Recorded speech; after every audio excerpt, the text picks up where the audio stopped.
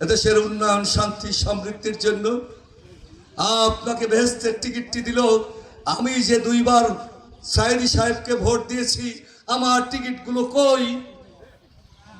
আপনি তো 18 সালেও ভোট দিতে চেয়েছিলাম। কি বিপ্লবীরা তার বাবার যখন জেলে যায়, একদিনের জন্য একটি মিছিলে তাদেরকে দেখা যায় না। ঠিক, তাদের সংগঠন একটি মিছিল করে নেয়, আমরা করেছি। ঠিক। প্রিয় বন্ধুগণ, অনেক কথা বলতে ইচ্ছে করে, বলি না।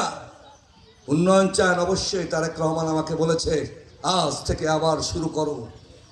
আমি যখন তার কাছে গিয়েছিলাম পরাজয় বরণ করে, তিনি বললেন মা বন্ধুরকে আরো সচেতন করতে পারতাম, হয়তো সময়ের অভাবে করতে পারোনি।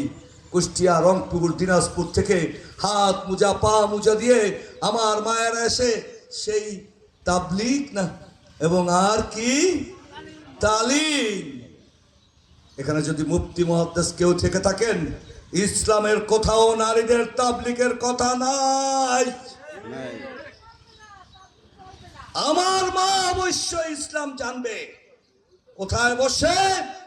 মা ঘরের মধ্যে থাকবে, মুফতি সাহেবরা ঘরের বাইরে বসে তাকে তালিম দেবেন।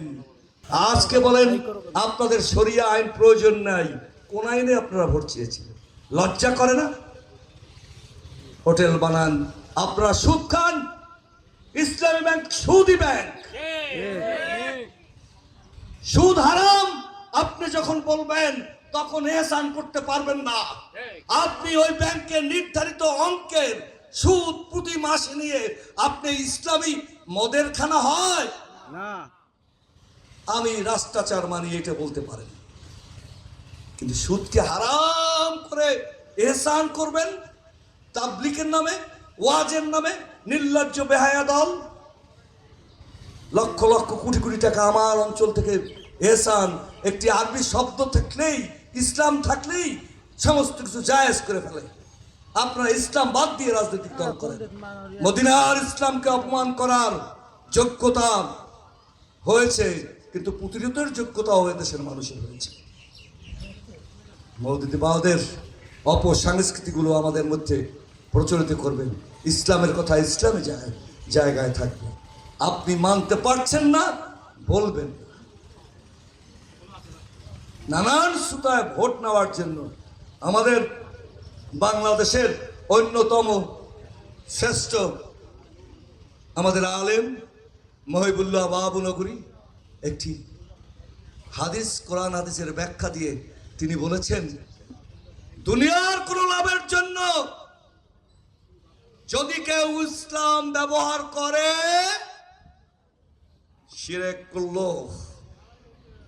যে বিশ্বাস করে সেও শিরক করলো, যে প্রতিবাদ করলো না সে পাপ করলো।